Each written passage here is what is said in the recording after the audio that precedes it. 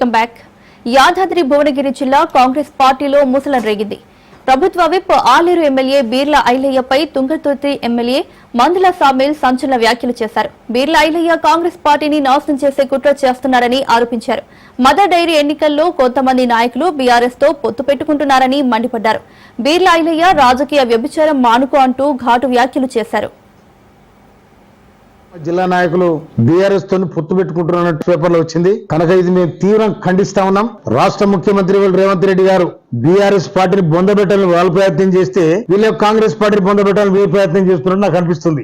అందుకోసమనే ఈ అపవిత్రమైన పొత్తును విరమించుకోవాలని నేను డిమాండ్ చేస్తా ఉన్నాను. నేను ముఖ్యంగా గౌరవ బీర్ల ఎమ్మెల్యే శాసనసభ్యులు ప్రభుత్వ విప్పు వారి నియోజకవర్గంలో 130 ఓట్లుంటాయి. దాదాపుగా మెజారిటీ ఓట్లు మీకే ఉన్నాయి, గెలుపు ఓటములు మీ చేతిలో ఉన్నాయి. కనుక దీనికి పూర్తి బాధ్యత ఆలయ నియోజకవర్గం వహించాల్సి వస్తాను కూడా నేను మనం చేస్తా ఉన్నాను.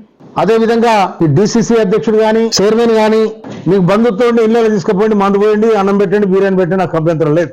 కానీ పార్టీ పరంగా అక్రమంగా పొత్తులు పెట్టుకొని బంధుత్వాన్ని పెట్టుకొని బీఆర్ఎస్ పార్టీకి మీరు మద్దతు ఇస్తే రాజకీయ వ్యభిచారం చేసినట్టే మీరు మీ వ్యక్తిగతంగా.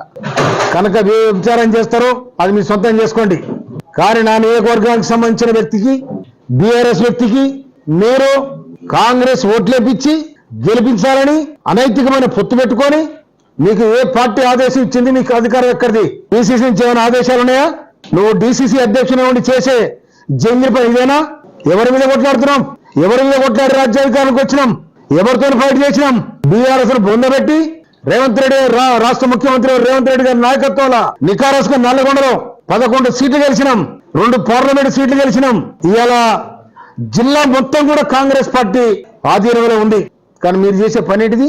ఈ లుచ్చ పని బంద్ చేయాలని హెచ్చరిస్తా ఉన్నాను.